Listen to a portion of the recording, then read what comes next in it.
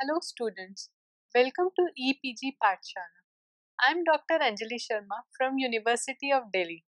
Today we are going to discuss about the module Liénard-Wiechert Potentials from paper Electromagnetic Theory. So from this module, students, you may get to know about the following things. First, the general nature of the wave equation. Second, Green's functions method of solving inhomogeneous wave equations, the solution of the wave equations for the electromagnetic field. Third, Liénard-Wiechert potentials obtained as a solution of these waves equations. And the electromagnetic field tensors obtained from these potentials are also discussed. And lastly, the explicit expressions for the electric and magnetic field obtained from the field tensors. In this module, we consider the fields produced by a single charge particle or in fact a beam of particles moving along a given trajectory. This problem is of considerable interest and of practical importance in the context of high energy accelerators. In these machines, a beam of particles are accelerated to extremely high energy and then used to perform scattering experiments. This is one of the main experimental techniques in the study of high energy nuclear and particle physics. A particle or a beam of particles moving along a path constitutes a current which acts as a source of electric and magnetic field. The fields produced have the nature of radiation fields, leading to the dissipation of energy by radiation. To study the fields and radiation produced by such accelerated charges, we have to solve the inhomogeneous Maxwell's equations. This is what we proceed to do now. Since the speeds involved are sometimes ultra-relativistic, and we begin with a covariant treatment of the problem. First step, finding the potentials. Begin with the wave equation satisfied by the potentials A alpha due to source J alpha x in the Lorentz gauge is given as D'Alembert operator box delta A beta is equals to mu naught J beta. Green's function for the wave equation. We first find the Green's function method to solve the wave equation, that is box delta d x comma x dash is equals to delta raised to power 4 x minus x dash. This implies a alpha x is equals to a alpha 1 x plus integral d4 x dash d x minus x dash j alpha x dash. Here a alpha 1 is any solution of the homogeneous wave equation. This fixes the boundary conditions. In the absence of boundaries, Green's function can depend only on absolute value of z, which is equals to x minus x dash. If dz is the required Green's function, then box delta dz is equals to delta 4z. Use the method of Fourier transforms. Dz equals to 1 divided by 2 pi raised to power 4 into integral d4k dk e raised to power minus ikz, and delta 4z equals to 1 divided by 2 pi raised to power 4 into integral d4k e raised to power minus ikz. So this implies that dk into minus k dot k is equals to 1 and dk is equals to minus 1 divided by k dot k, and dz is equals to minus 1 divided by 2 pi whole raised to power 4 into integral d4k e raised to power minus ikz divided by k dot k, which is further equals to minus 1 divided by 2 pi whole raised to power 4 into integral d3k e raised to power ikz into integral dk naught into e raised to power minus I k naught z naught divided by k naught square minus chi square. K dot k is equals to k naught square minus k square, which is further equals to k naught square minus chi square, where chi is equals to mod of k. The integrand has two simple poles at k naught is equals to plus minus k. The integral can be easily evaluated by the method of contour integration, wherein we consider k naught to be a complex variable. First, we'll select a suitable contour for the purpose. Note that the poles of this integral are both real. This means that the integral is ambiguous.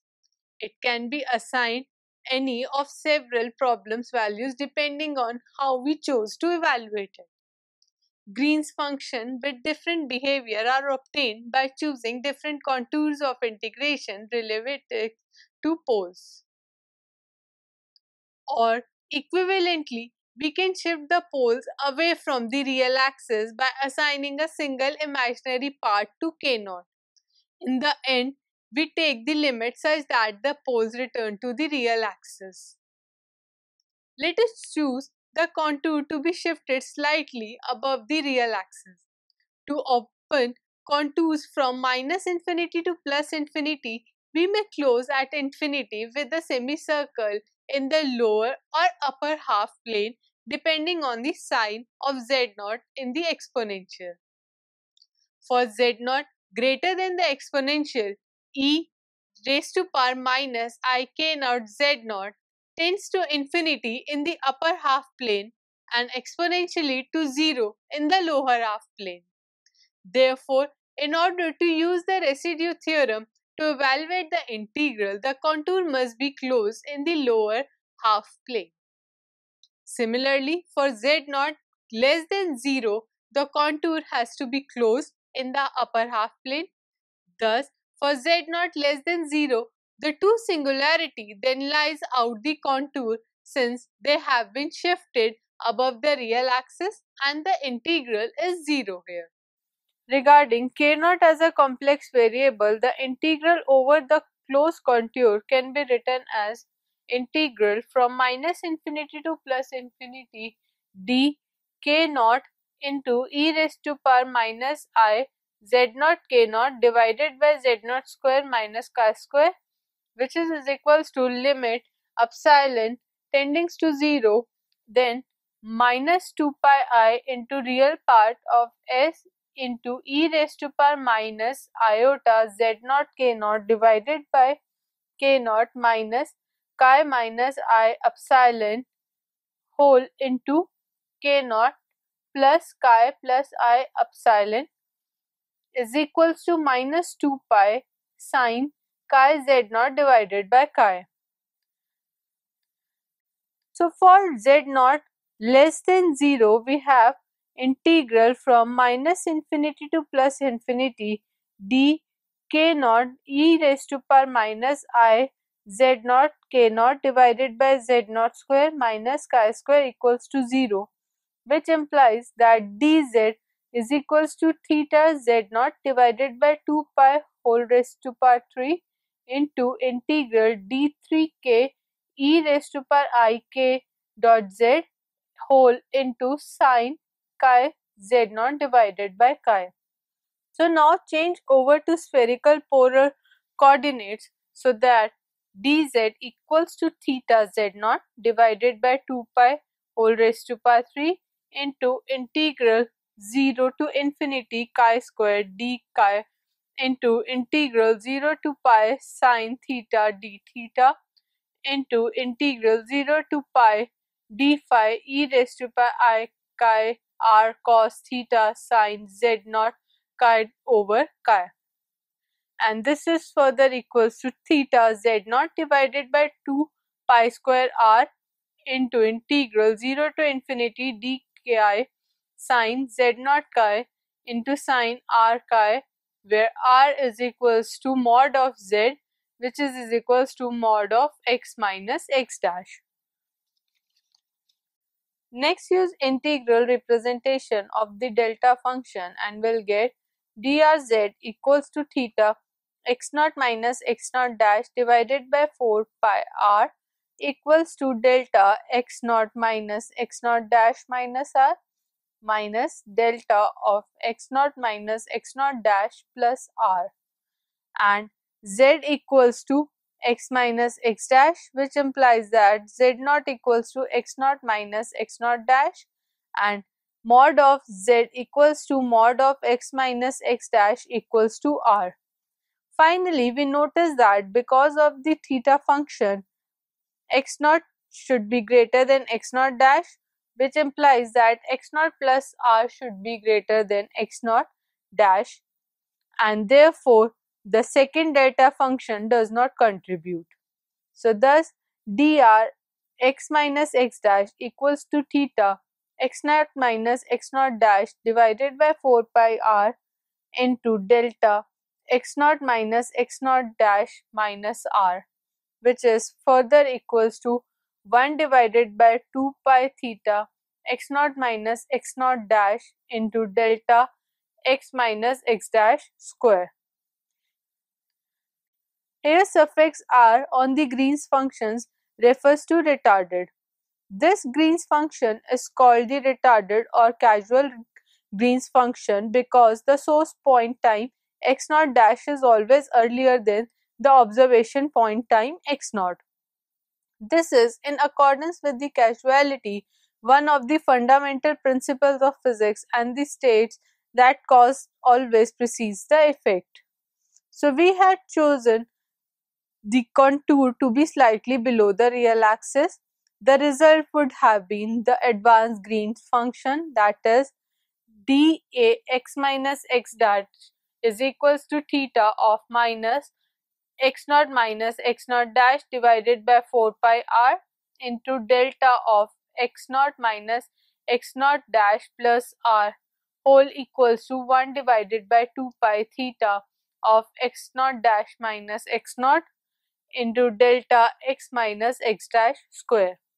The solution of interesting corresponding to the retarded Green's function is finally written as a alpha x equals to a alpha in x plus mu naught into integral of d4 x dash dr x minus x dash into j alpha x dash, where a in alpha x and a out alpha x are solutions of the homogeneous wave equation, that is del a alpha is equals to 0.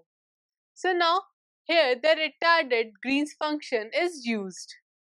In the limit x naught tending to minus infinity, the integral over sources vanishes, assuming the sources are localized in space and time because of the retarded nature of the Green's function.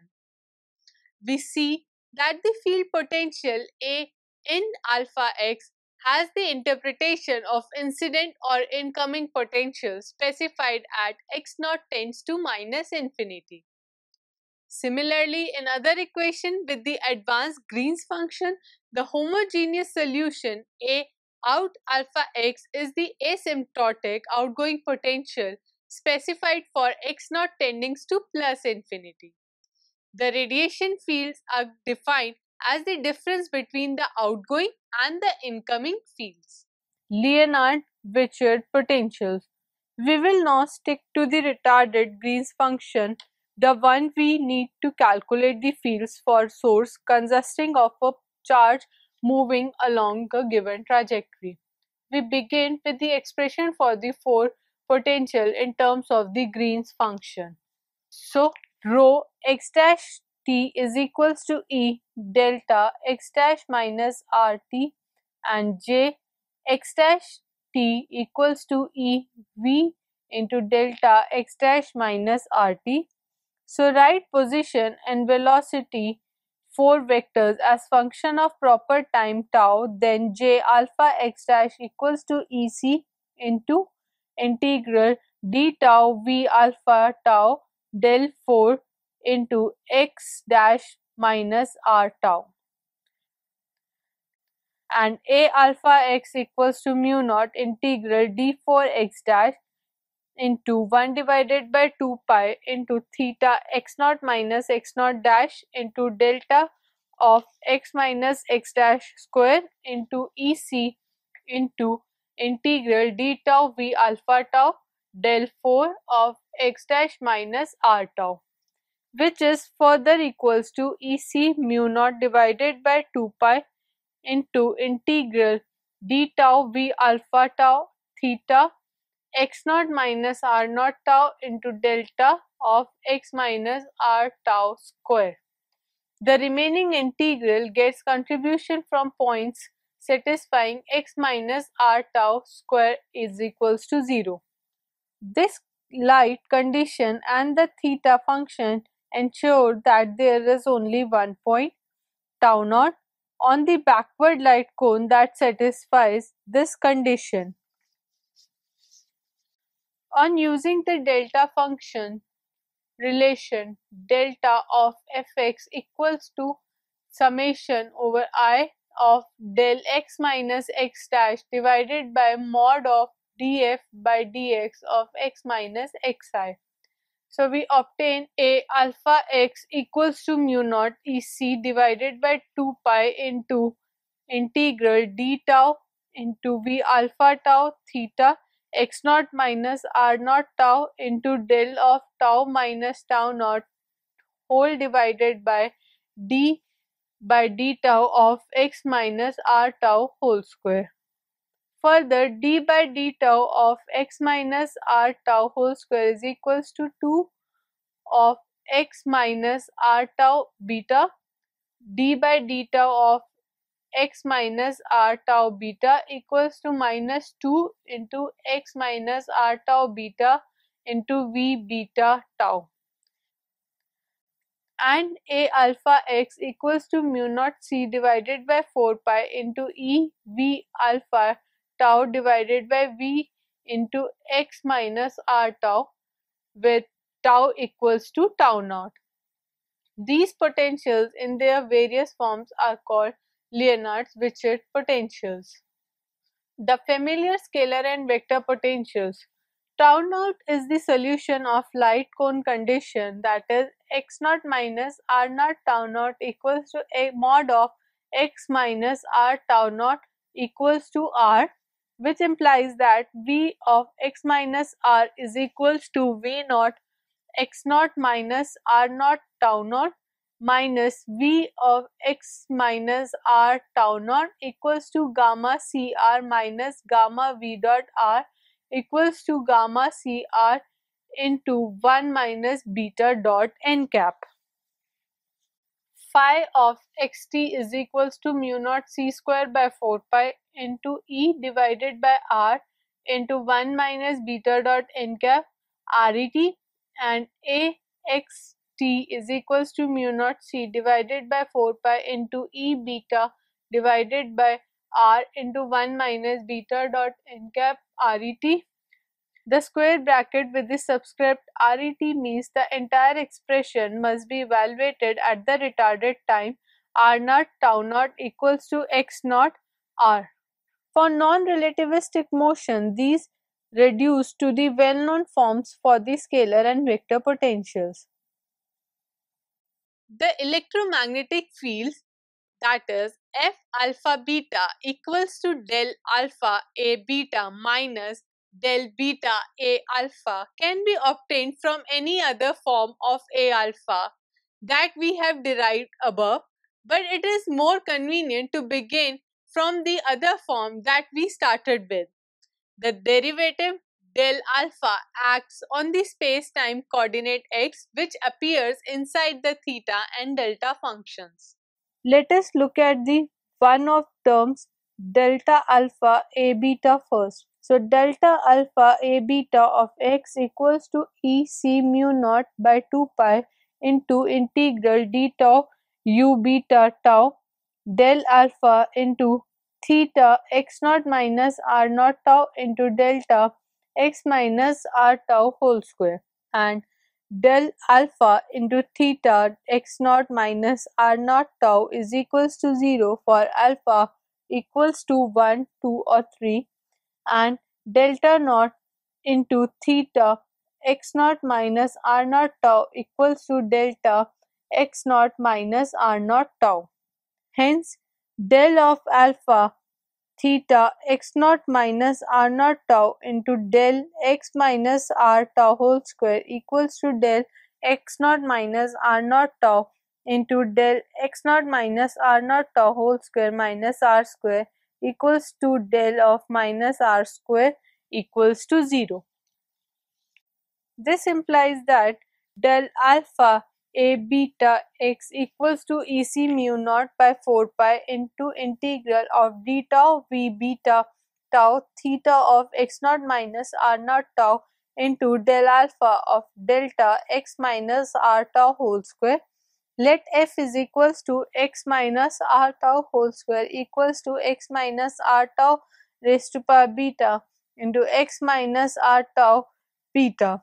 Del alpha delta f is equals to del alpha f of d by df of del f equals to del alpha into f into d by d tau of del f into d tau by df equals to del alpha f divided by df by d tau into d by d tau of del f. Now del alpha f is equals to twice of x minus r tau alpha df divided by d tau equals to minus 2x minus r tau beta dr beta divided by d tau equals to minus 2 into v dot x minus r. Del alpha of delta f equals to minus of x minus r alpha divided by v x minus r into d by d tau of delta f.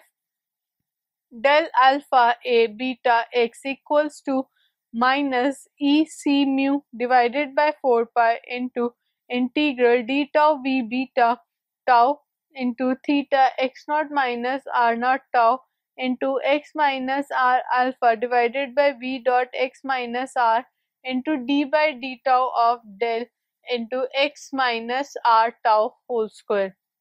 On doing the d tau integration by parts, we'll get del alpha a beta x equals to ec mu naught by 4 pi into integral d tau d by d tau of v beta tau theta x naught minus r naught tau into x minus r alpha divided by v into x minus r whole into del of x minus r tau whole square. As before, the derivative of the theta function yields delta function which constrains the other delta function to del of minus r square. Since the origin is already excluded, this term does not contribute. So we have del alpha a beta x equals to ec mu naught divided by 4 pi into del of d tau into d by d tau of v beta tau x minus r alpha divided by v dot x minus r into theta x naught minus r naught tau into delta x minus r tau whole square. This is the same equation with v alpha tending to d by d tau of x minus r alpha v beta tau divided by v dot x minus r. Hence, on the following, the same footsteps will get del alpha a beta x equals to e by v dot x minus r into d by d tau of x minus r alpha v beta tau divided by v dot x minus r.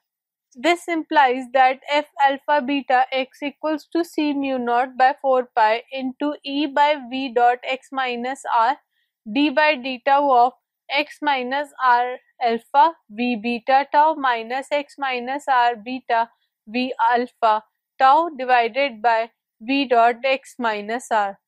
One last differentiation has to be done and the expression evaluated at the retarded time. This result is beautifully covariant but not particularly transparent. So here we are more used to the explicit E vector and B vector fields than the covariant form. In the case of power radiated is given in terms of the Poynting vector, which is simply expressed in terms of E and B vector fields. Thus, From a practical point of view, we should like to get explicit expressions for the E and B vector fields in terms of the velocity and acceleration of the particles.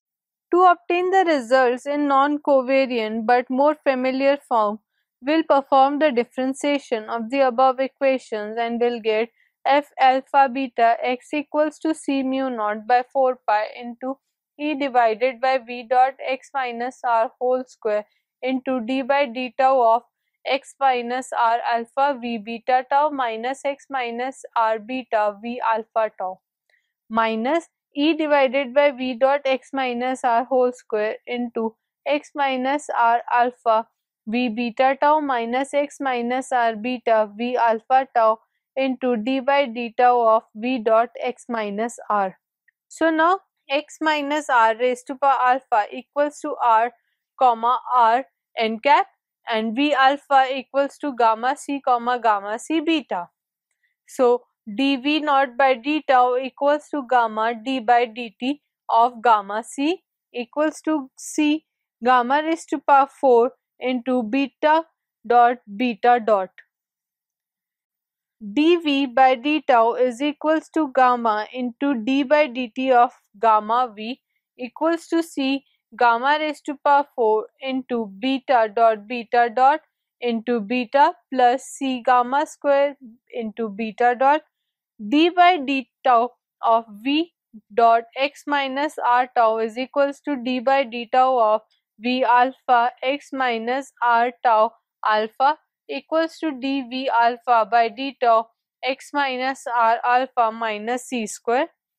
X minus r alpha dv alpha by d tau equals to r dv naught divided by d tau minus r n cap dv divided by d tau is equals to r c gamma raised to power 4 into beta dot into 1 minus n cap dot beta minus r c gamma square into n cap dot beta dot. Use all these expressions in the above equation and find the various components. So ext equals to E divided by 4 pi epsilon naught into n cap minus beta divided by gamma square 1 minus beta dot n cap whole cube r square ret plus E by 4 pi epsilon naught into C into n cap cross n cap minus beta cross beta dot divided by 1 minus beta dot n cap cube r ret and b is equals to 1 by c into n cap cross e ret. The first term in E is velocity field. It falls off as 1 divided by r square, typical of static fields. Second term is acceleration field. It falls off as 1 divided by r and typical of radiation fields. Only this part leads to radiation. So students, let us summarize what we have learned in this module. We have learned about the general nature of wave equation. The Green's method of solving inhomogeneous differential equation has been discussed here. Green's functions for the wave equations in a covariant form is obtained and then solved by using the method of Fourier transforms. The force potential produced by the motion of a charged particle is called Liénard-Wiechert potential has been obtained from the solution of the wave equation. The electromagnetic field tensor is also obtained from these potentials, and the explicit expressions for the electric and magnetic vector fields are obtained from the field tensors. Thank you.